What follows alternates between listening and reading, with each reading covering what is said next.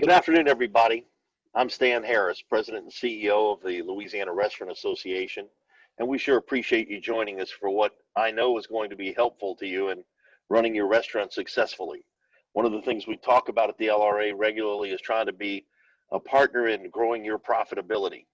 And as we adapt to the impact of COVID and how you think and act in making business decisions, we know this presentation is going to align with that. Our presenter today is Donald Burns. He's known as the restaurant coach, and he's going to share his 8 secrets to thrive in the COVID economy.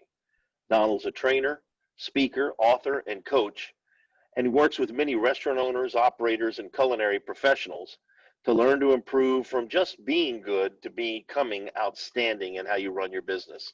He's a sought-after advisor in the areas of leadership, branding, social media marketing, culture, operations, his restaurateur mindset, team development, and more. His first book, Your Restaurant Sucks, Embrace the Suck, Unleash Your Restaurant and Become Outstanding, is an international bestseller and is still available on Amazon. His second book is titled Your Restaurant Still Sucks. And if you pay attention carefully today, he might have a free gift for you sometime during this program. Please be prepared to take notes or jot down any questions that you might have during the presentation. Once Donald gets rolling, it's going to be fast-paced, and we know you want to follow along. Time allowing, at the end of his presentation, we'll be able to take a few questions using the chat or question feature on Zoom at the bottom of the screen. So without further ado, I'd like to welcome our guest speaker, restaurant coach Donald Burns. Donald? Stan, thank you so much. I'm telling you, man, that was a great intro. I might have you professionally do all my intros from now on. I would love the chance to do that. I was like, damn, that guy sounds like I'd tune in, listen to this. Yeah, I'd listen to him, right? I listen to him. That sounds great. Well, all right. welcome. Oh, thanks. I really appreciate being here with, the Louisiana Restaurant Association, an incredible organization. And I'm just so honored to be here. So I'm going to share my screen and we're going to get rocking and rolling. Everybody ready? All right. So I always say a little intro here, a little kind of the mechanics, the wheels in the bus go round and round, right? So without further ado, let's jump in right into this. And we're going to talk today about the 8 secrets to thriving in the post-coronavirus economy. Without a plan, you are planning to fail, and we want to stop that. I want to help you stop that. Right now, I know a lot of restaurant owners look just like this. And here's my thing I want to tell you. It's okay.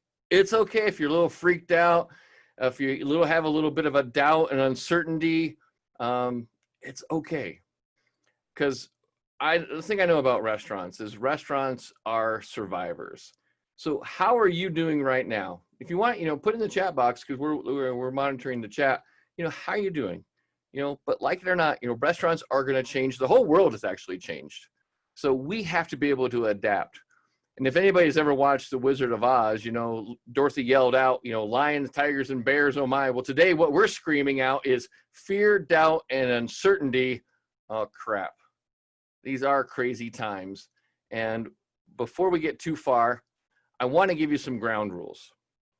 Number 1, I want you to have a little bit of fun, okay?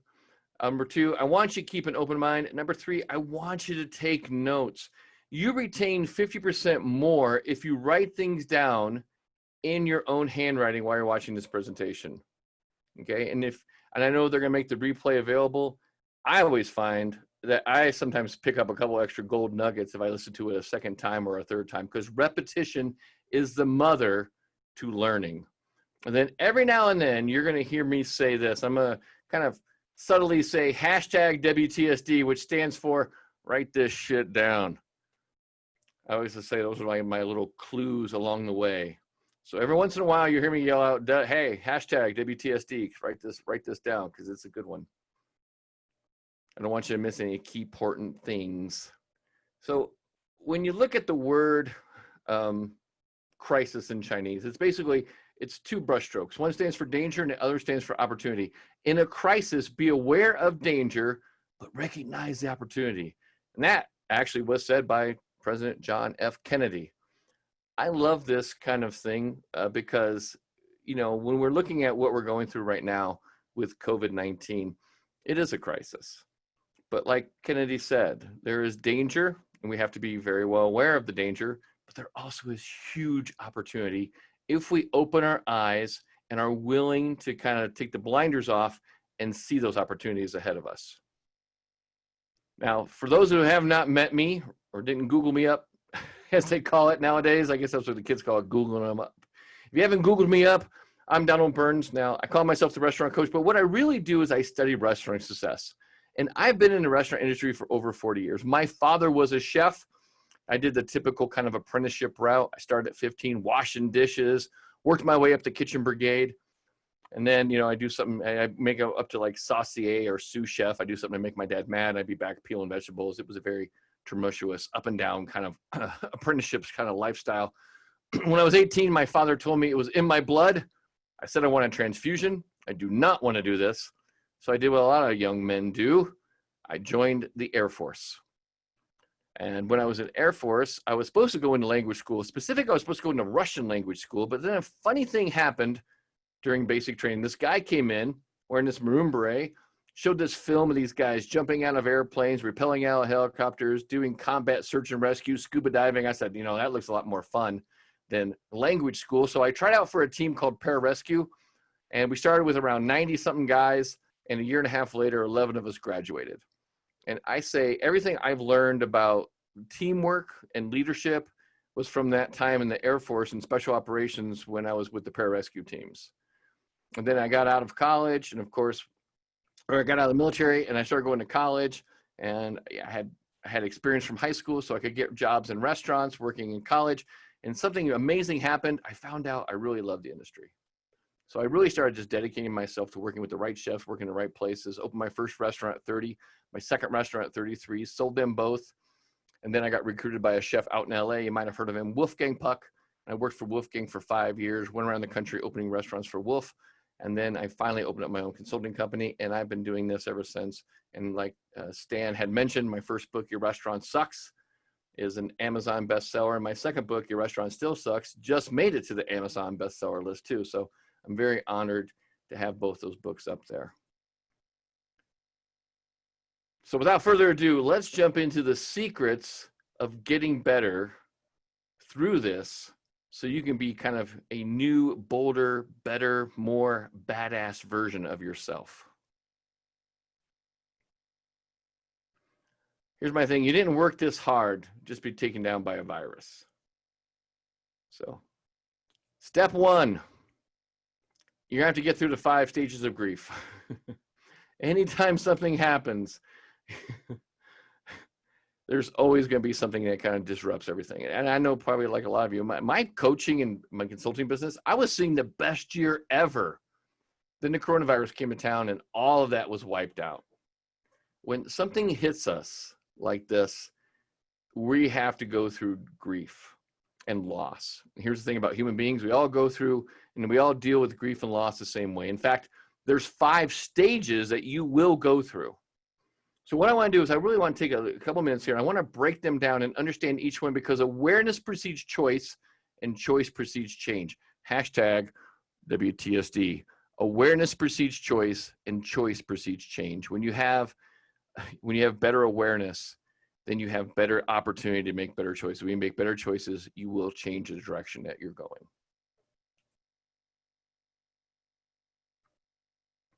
So stage 1. Denial. This is the first one. This was the first one that hit me in the gut.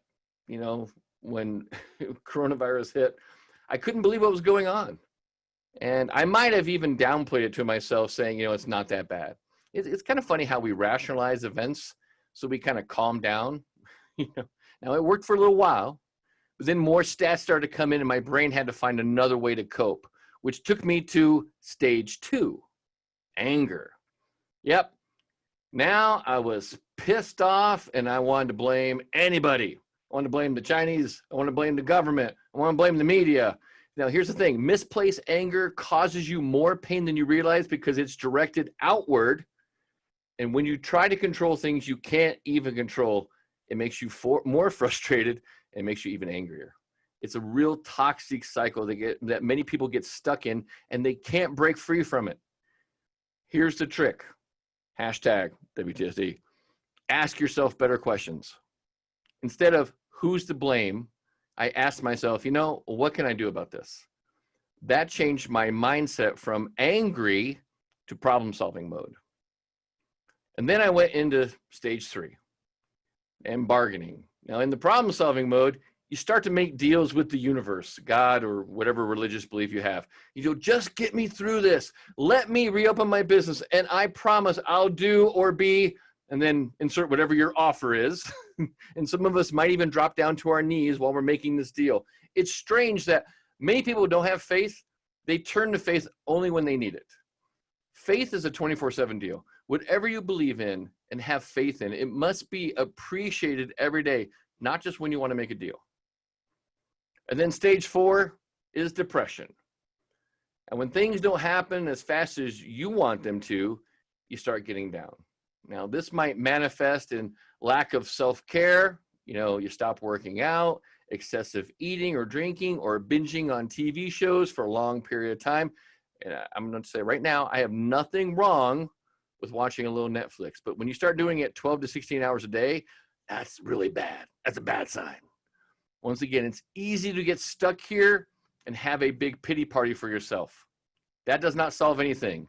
It just makes you more likely that your new wardrobe is going to be sweatpants, baseball cap, and a ripped flannel shirt every damn day. When you stop showering for a week, it's time to get an intervention. Every one of us has been dramatically impacted by COVID-19. So it's time to stop feeling sorry for ourselves, and it's really time that we deal with it. And then stage 5 is acceptance. Here, you kind of snap out of your funk that you've been in, and you start to formulate a plan for your return. Here is where you say, okay, how am I going to use this to become better? It's powerful when you get to this stage. The other 4 stages take away your energy and drain you. This stage actually ignites a firestorm inside your soul. You start to paint a compelling picture of the future, and then you start seeing COVID-19, as we talked about earlier, as an opportunity to reset your brand, to redesign your culture, solidify your systems, amp up your marketing, create a real strategic plan, and then double down on your profits by measuring and managing your key performance indicators. Here's the inside secret. The faster you can get to acceptance, the better chance to thrive when your restaurant reopens 100%. Here's the cold hard truth. You will go through each of these stages. Some people go up and down between the first 4 stages. Some people get stuck in one stage for a long time. This is a true story. I know a guy, he was fired one time from an executive chef job. And he said that, he'll never go back to taking that job again. He was stuck in anger and just became like a culinary mercenary. He was a great cook too, but he was a real son of a biatch to work with. He allowed himself to stay that way for 15 years. Think about that. What is the long cost? What is the term? What's the cost long term if you don't make it through these first 4 stages and you just stay stuck in any of those first 4? It's devastating, not only to you, but to your family, to your restaurant, to your culture, to everything. You got to get past it. You got to get to acceptance and understand there is opportunity out there and how can we capitalize it. Then step 2 is you want to take an inventory of your assets and liabilities. This is probably a key thing a lot of people don't do. And the biggest thing you have to think about is with the shift in COVID, not everything that you classically thought was an asset is one, and not everything you thought was a liability is one either. Here's a great example. Some people on your team may have shifted from being an asset to becoming a liability. And you know the ones. Those high maintenance C players who are just filling a spot on your schedule because you were understaffed. Now, on the opposite side, how about that small menu that you thought before was a liability, now is an asset? So make a list and find out your assets and your liabilities. And then once you do that, the process is very simple. Reduce your liabilities and increase your assets. This is one of the things I tell a lot of my clients. Failure is your best asset. Complacency is your worst liability, and adaptability is your greatest capital. Our greatest things that human beings have is our ability to adapt. It is the thing that has got us from, living in caves and, hunting, mastodons and wild animals to having cultures and having cities and having technology, is our ability to adapt. Hashtag WTSD. All business problems are people problems. You need the right people to solve those people problems. Now, over the years, I have seen that there are, in any given market, doesn't matter where I go around the world, there are 5 stages of restaurant growth. And I want you to think about it a lot like a pyramid, and not this kind of pyramid. I want you to think about like this kind of pyramid. I call this the restaurant freedom pyramid. Now, at the bottom of the pyramid are the bad restaurants or struggling. These restaurants make up about 20% of the market. Now, at every level, what I look at are 3 components. I look at profits, the number of hours the owner works in the business, and their culture. Struggling restaurants lose money or break even some months. Let's be clear up front that breaking even should never be a business goal.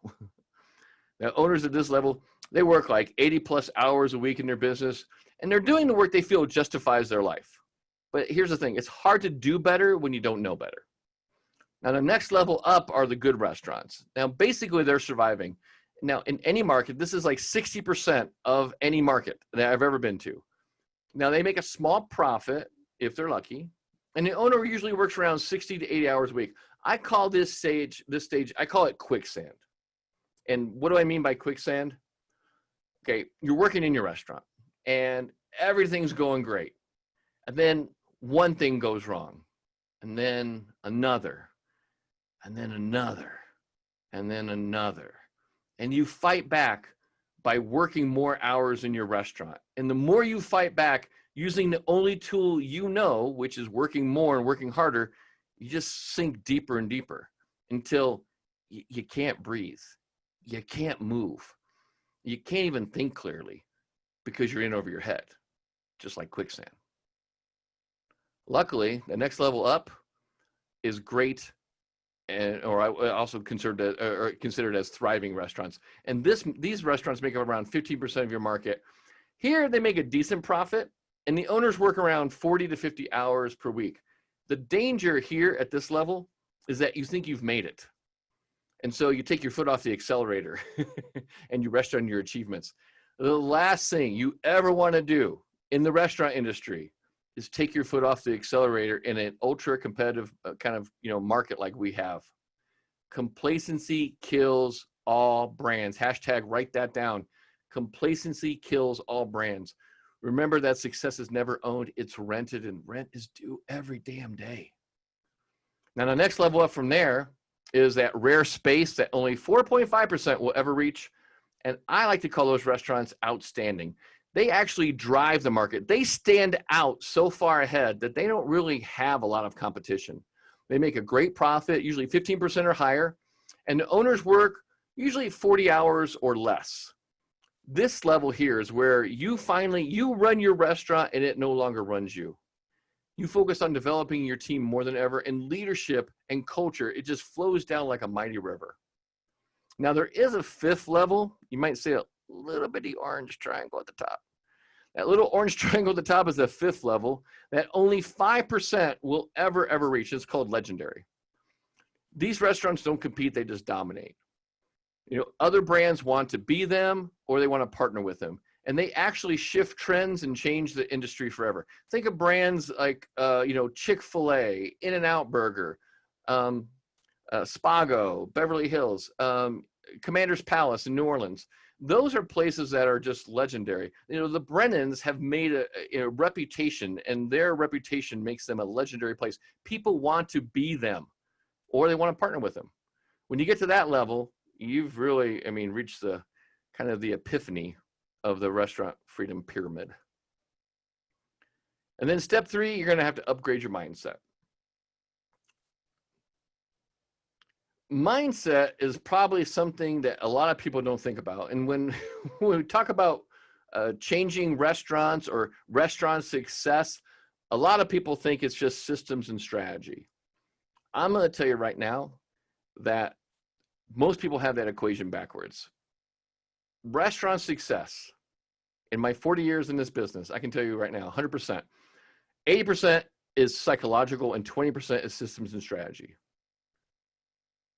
It's not the systems and strategy which we tend to look for. I just need I need a new software. I need a new checklist. I need a new this or that. No, you need to get your mind right and get your attitude right. And then other things start falling into place. So the key question I want you to kind of ask yourself today, and this is one of those things where you have to take a hard look into the mirror, is do you really want this? I mean, do you really want this restaurant? Do you really want to do what you're doing? If not, it's time to have maybe a heart-to-heart talk with yourself and find out if this is really what you're passionate about. My passion is to help independent restaurants finally break free from mediocrity and to get the restaurant in life they want. That's my passion in life. Because you know why? When I opened my first restaurant, I knew how to run a restaurant. I was trained as a chef, and I had a lot of experience as a chef. I knew how to run a restaurant. I did not know how to run a business. And I quickly learned that just because I was a great chef and I had great food and service, it did not mean I knew how to build a brand or how to run a business. And I was very lucky that a mentor, a person who came to the restaurant quite often, was a very successful businessman.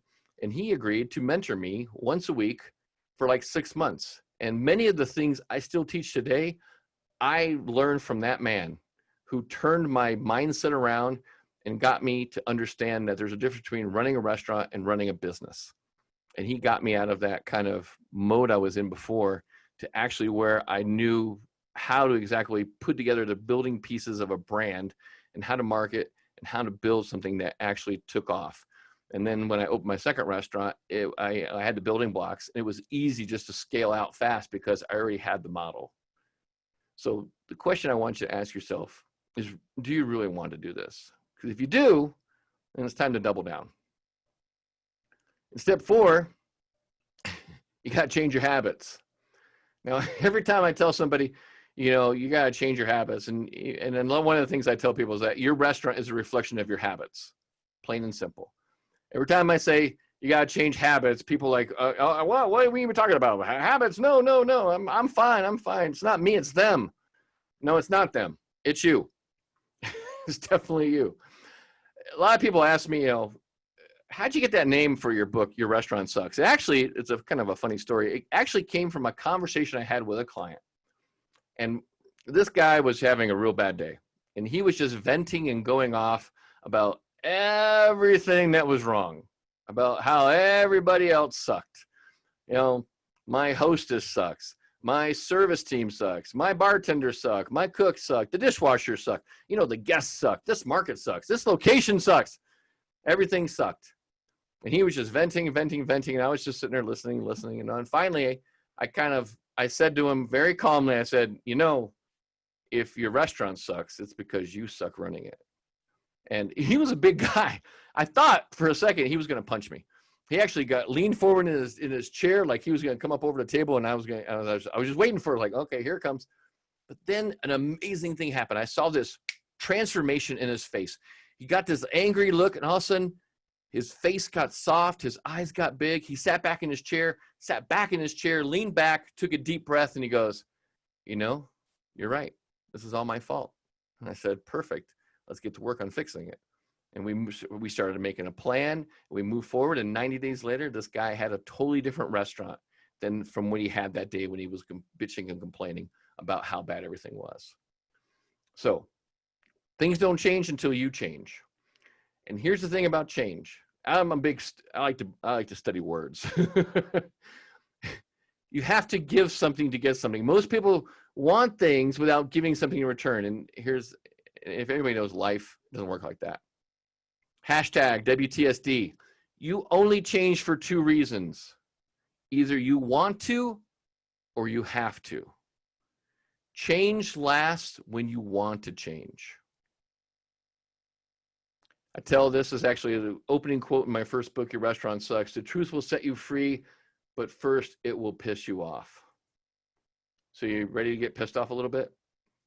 It's like, wow, great, Donald. I came to this webinar, this seminar from, and you're just going to basically piss me off? Yes, I'm going to piss you off a little bit. Okay. The coronavirus is not your fault, but how you ran your restaurant before is. And the primary thing is that if that upsets you a little bit, good. Because the first step to change is getting a little bit upset. Here's another hard truth that I want you to kind of digest and kind of sit with for a minute. You should all over yourself. What do I mean by that? We all have things we should do. We should cost out our menu more. We should market more. We should fire that negative energy vampire that just sucks the life out of us and our restaurant. We should, and we should, and we should, and we should, and we should, and we should, and we should, we should all over ourselves all the time. You got to take that word should. And anytime I've ever asked somebody, have you costed out your menu? I know I should. Here's the thing I want you to do. This is an action point. I want you to turn that word should into must. Instead of I should cost out my menu, I must cost out my menu. I should market more. I must market more. I should fire. No, I must fire that negative energy vampire. Turn that word should into a must. It will change your life, and that will change your restaurant. Okay? We don't get our shoulds. We get what we must have. Your restaurant and your life is a reflection of what you tolerate. Okay? Hashtag WTSD. Your restaurant and your life is a reflection of what you tolerate. The difference in people is their standards, period. Remember this. You can hashtag this too if you want. Change is inevitable. Growth is optional. Right? Change is inevitable. Growth is optional. That is the biggest thing I can tell you right now. Things are going to change. The world will change. The markets will change. Guest taste will change. If you are not changing with them and growing from it, you are getting left behind. And when you get left behind, you become extinct. Step 5, I want you to talk to your vendors. Here's the thing. You got to keep the lines of communication open. And I want you to think of your vendors like partners. Many of them are really willing to work with you, but you have to be proactive and reach out to them. Okay? To do that, to not talk to your vendors or to your staff or to your guests or to your market on a consistent basis. And you heard me say earlier, all business problems are people problems. I'm going to give you the other side of that equation. All people problems are communication problems. You got to keep the lines of communication open. If you don't keep the lines of communication open, and I'll tell you right now, I do not care how much you think you're communicating with your team or with your market or with your vendors, you're not communicating enough. To not communicate is, how do I put this in a simple, elegant way? It's just stupid, okay? To take no action is an action. It's just really stupid action. Now, if you're here watching this, I know you're not stupid. So I want you to kind of cowboy up, and I want you to get a little more aggressive with your communication. Not aggressive as being aggressive in thinking, I want you to up and amp up your communication level. I want you to go out of your way to talk to people. Remember, worry about your long-term relationships with people. Okay? This thing is going to end. COVID will end. And when it does, you don't want to be in bad relationships with those that could help you recover faster. Speaking of communication, I want you to talk to your landlord too. If you're in a position where you rent. Now, not all landlords are the greedy monsters that we think they are. And honestly, okay, well, there are a few. However, the majority are very understanding and willing to work with you and not against you. It is in their best interest to have you stay. Okay, this pandemic is going to wipe out quite a few different businesses, not only just restaurants, but a lot of retail. A lot of businesses are going to go out. There's going to be a lot of empty retail space over the next year.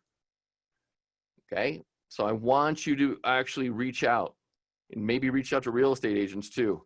If you're actually to the point where your brand is actually doing pretty well, this is another opportunity to expand your brand and maybe start looking at doing more locations.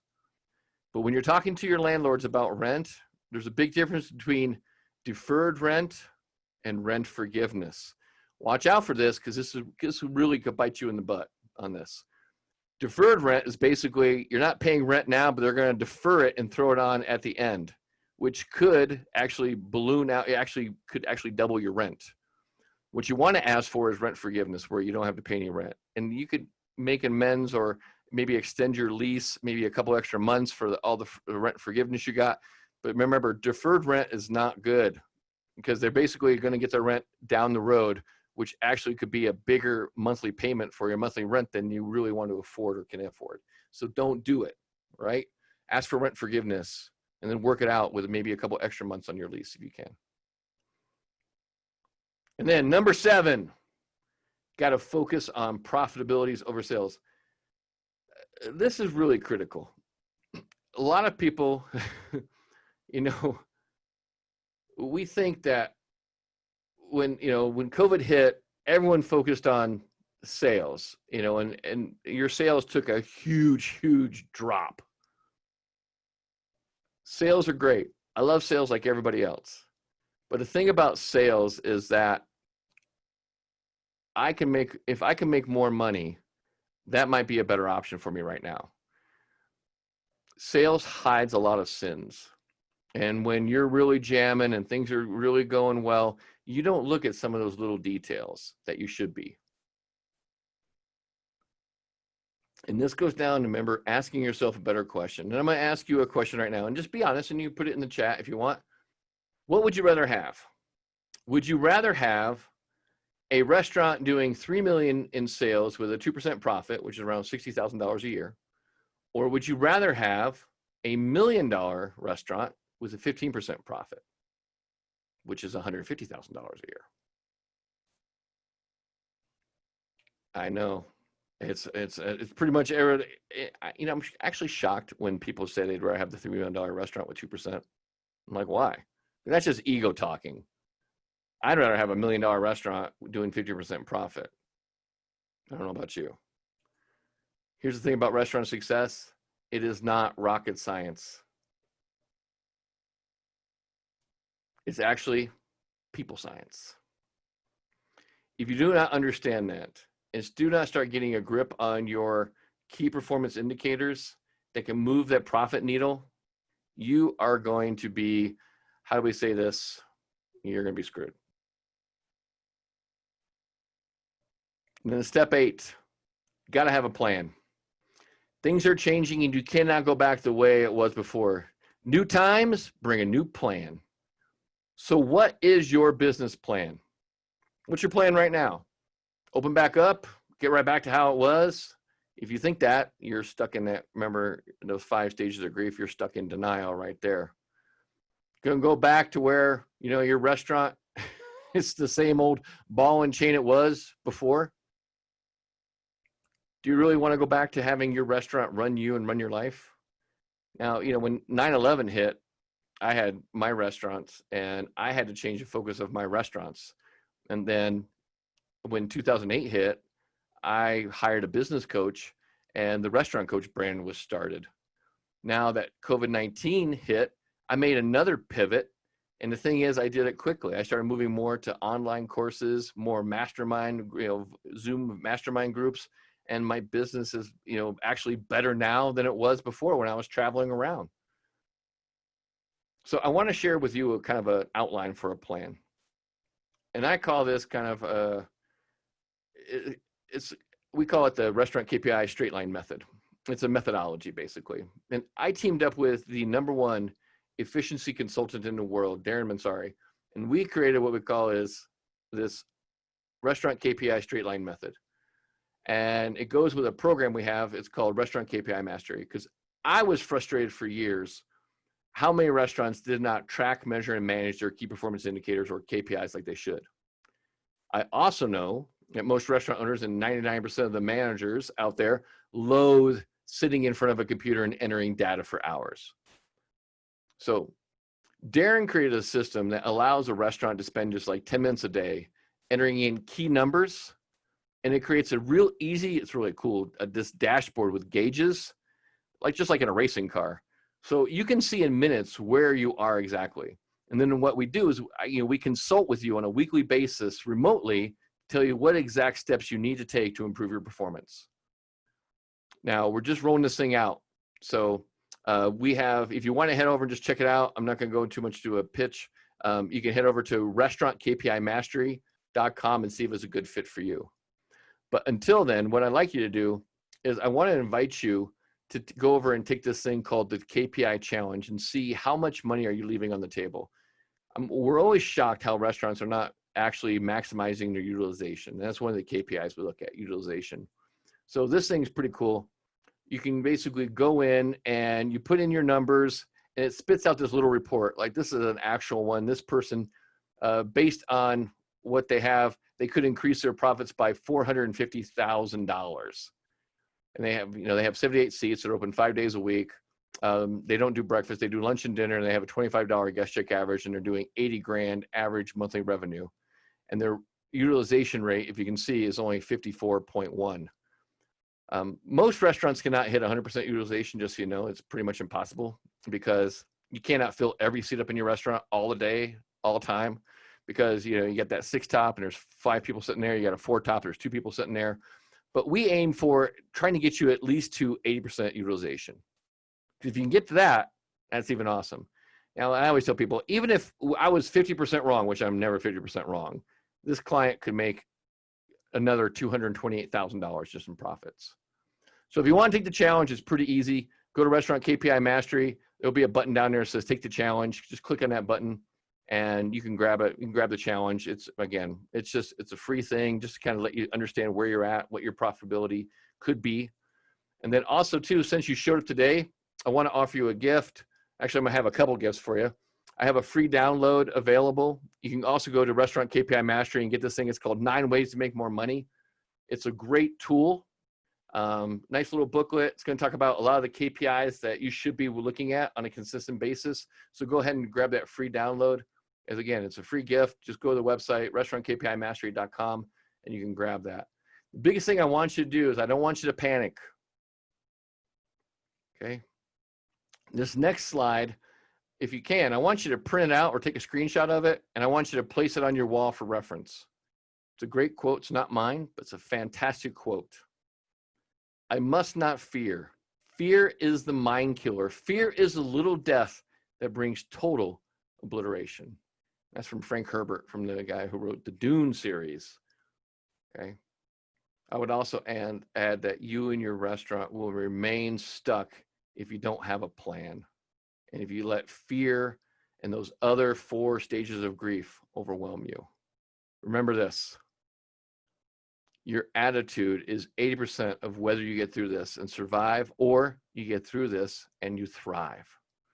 Right now, what you need to do is you need to decide, commit, and succeed. When you're truly committed, when you make a real decision, which, by the way, decision comes from the Latin word desire, which means to cut off, like an incision.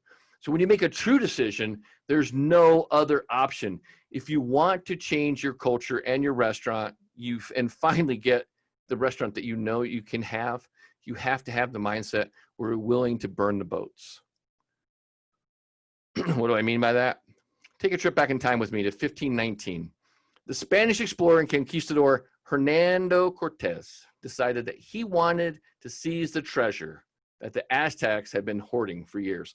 So he took 500 soldiers, 100 sailors, and 11 ships to the shores of the Yucatan. And despite that's a pretty large, pretty good sized army, 500 people and 100 sailors. He had a pretty large army under his command. He was still vastly outnumbered by the huge and powerful empire that had been around for over 600 years. Some of the men on his team were not so confident of his success.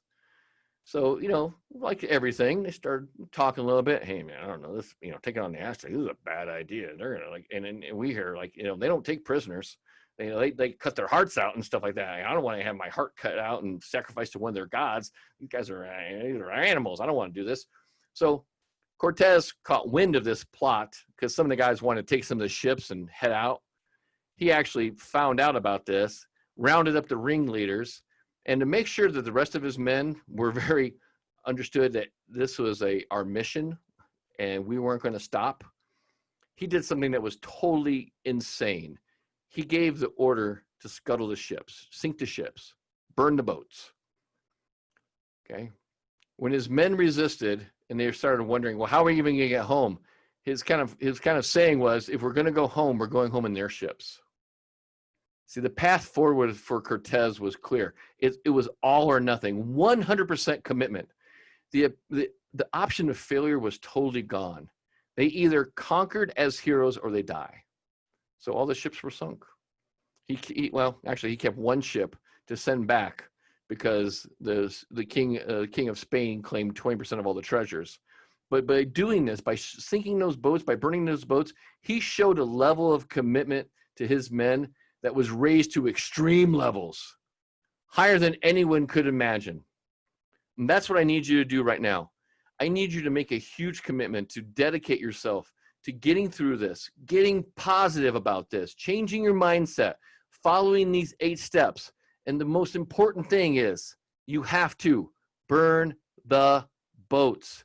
It's time to get the restaurant and the life you want without fear, doubt, and uncertainty. And I wanted to say thank you for showing up today. Thank you for attending this seminar with the Louisiana Restaurant Association. Thank you, Stan, for having me. Thank you to the association. It's been an honor and pleasure. Donald, that was fantastic. We certainly appreciate you sharing with us your wisdom and your ideas, and more than anything else, your passion for improving. And I think you're absolutely right that if we can change should into must, we'll help people build a path to profitability, because what you accept is what you are. And I certainly think that the presentation will help our folks as they try to figure out what they should be doing. And I think part of this starts with the first step of saying, I know I can get better. Mm-hmm. I know I can run my business better. And folks, thanks for joining us today on this. I don't see anything in the Q&A box or in the chat box, but if you have anything that you'd like to ask, we've got a couple of minutes. We can share that with you. Ask a question, I'll give you a book. Hey, how about that? Anybody got a question? We got one out there. Anyone out there with a question? If you get this nice free book, Your Restaurant Sucks. That's his newest book. I'll even sign it for you. He'll even sign it for you. How about that? And remember, his other free gift to you, 9 Ways to Make More Money in 90 Days, can be downloaded at Restaurant KPI Mastery. We'll put a follow-up in the snapshot so you can see that in case you missed writing that down and taking that good piece of information. I'm a chronic note taker myself. And we'd like to remind you about our next LRA event that we have, which is called LRA Today. It's going to be on Wednesday, September 30th at 9:30 in the morning. So make sure that you join us for that. We'll give you an update on possible congressional action to help restaurants, the state of affairs with our Phase 3 implementation in Louisiana, and what we're cooking up for you the rest of this calendar year. So look for updates in our twice weekly LRA snapshot. Visit our website at lra.org, or send emails with any questions to us. Please send those to communications@lra.org. We've got a couple of questions out there.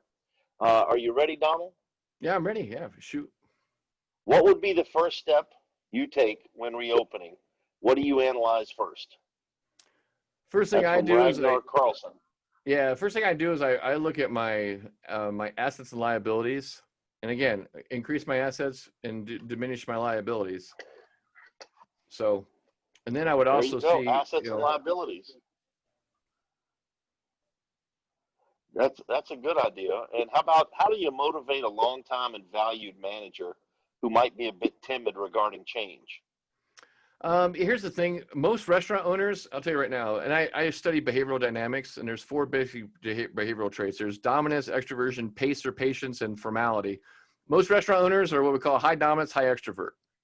You know, you're go-getters, you're people persons, you know, you love the industry, you love the hospitality thing, but most people who work for you are what we call high pace. They usually don't like change. They like routine though. The biggest thing about people who are kind of timid about regarding change is that they need more time to change. You just can't I can't go to my staff, my kitchen team and say, hey guys, and I'd be all up there, hey guys, we're going to do a rollout, a new menu on Friday. They'd all freak out. What do you mean Friday? What's the recipes? I don't even know. We haven't even been trained. Oh, don't worry. I got you. We'll handle it. No, you got to give them time. So the thing is, you got to get them to buy into it slowly. And then you got to have them understand why it's important. And remember, people don't change for your reasons. They change for their own reasons. So what you do is when you have a conversation, can you see why this is important? Can you see why this will help us long-term grow? Can you see how this will help our organization? Can you help this will help you? Because we can actually build the restaurant. And if I build a restaurant and make more money, I could probably pay you more money.